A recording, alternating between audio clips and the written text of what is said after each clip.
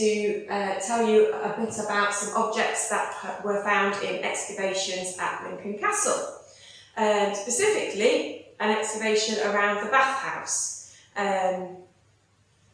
Why is it called a bathhouse? I've heard lots of different theories. So I've heard that it's that they built it and then didn't know what to do with it, that it was a kitchen, that it was a laundry. Why is it called the bathhouse? Well, what they found when they excavated the bathhouse is that they actually found a plunge pool or large bath or even a very small swimming pool. They found a changing room area as well. So the reason why it's called the bathhouse is because someone had a bath in it. So the clue was in the name. We should have twigged all along. It's a bathhouse because it had a bath in it. Is it? Can I go? I mean, it's not the weather for it at the moment. Can I go and have a dip in it now? Unfortunately not. No water there in it now, and unfortunately it's not open to the public at the moment. But who would have had a bath in it was John Merryweather, who was the governor at the time that they think it was built, which is in 1840. I've heard about him. He's a bit of a character, isn't he, Merryweather? He absolutely is, yes. Didn't he have 2 daughters? He did, yes.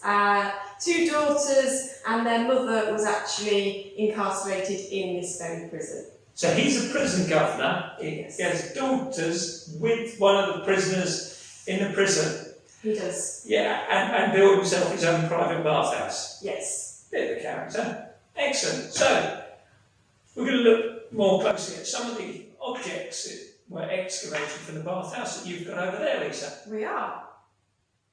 So here we have some pottery that was found while excavating around the bathhouse and in the bathhouse. And we have here some 19th century pottery, which goes together quite nicely. See, it's quite a faded blue pattern, but you can still see the flowers and leaves on it.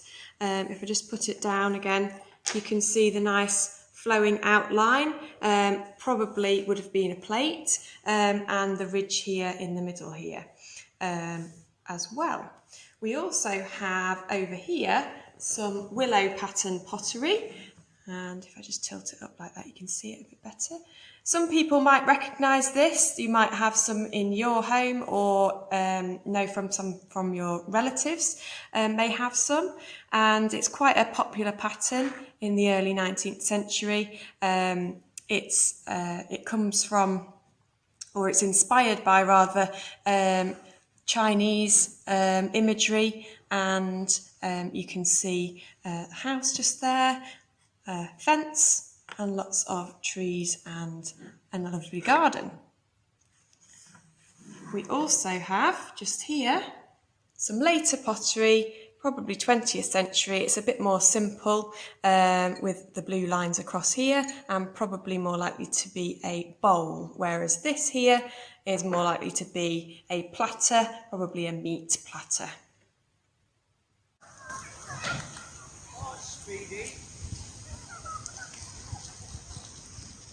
Okay, so now we're magically outside here at the bathhouse. This is where the governor would have taken his morning dip in his plunge pool or bath.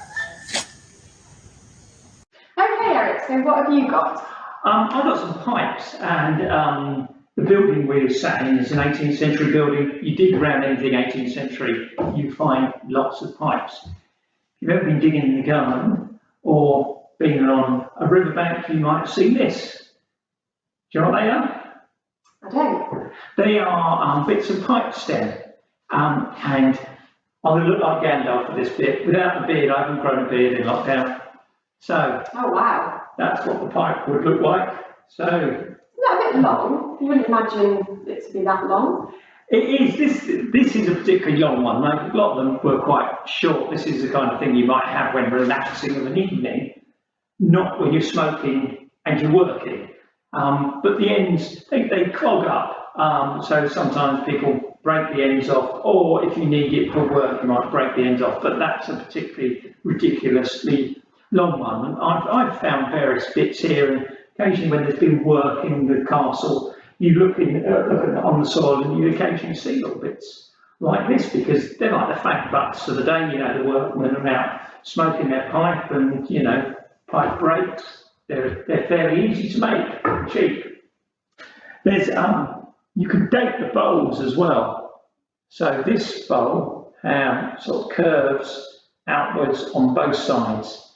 This is a late 17th century one, this style.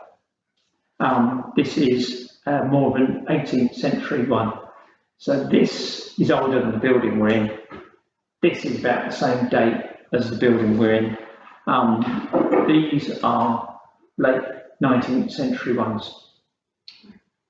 But there's some interesting patterns here. We'll have a look in close up. Yes, I noticed on the this one it's got a really interesting pattern. And if you can see, it's a skull and crossbones, which is rather ironic because, of course, nowadays we all know about the effects of smoking, how bad smoking is. So yeah, whoever's smoking this had a skull and crossbones. I presume they thought it looks cool, and it says "Death and Glory" underneath.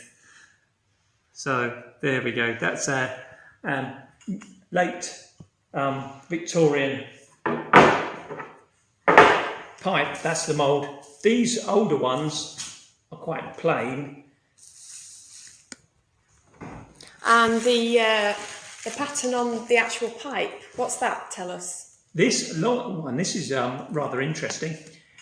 It's got a lady on one side, and this lady is meant to be Liberty. Rather odd. And on the other side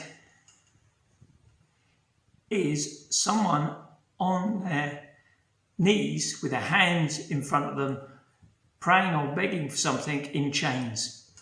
This is a common motif. It's the symbol of the anti-slavery movement. So whoever made this pipe was making a sort of statement that they're against the slave trade, and presumably whoever bought the pipe was making a statement that they were against the slave trade. And this is an image initially Josiah Wedgwood produced. He was very into the anti-slavery movement.